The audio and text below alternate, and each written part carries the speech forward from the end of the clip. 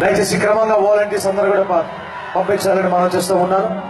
అశేషమైన ప్రజానీకాన్ని దేవుడు నడిపిస్తా ఉన్నాడు కాబట్టి ప్రభుకు మహిమకరంగా వాలంటీర్స్ అందరూ కూడా క్రమంగా పబ్లిక్ ని కూర్చోబెట్టవలసిందిగా మనం చేస్తూ ఉన్నాం.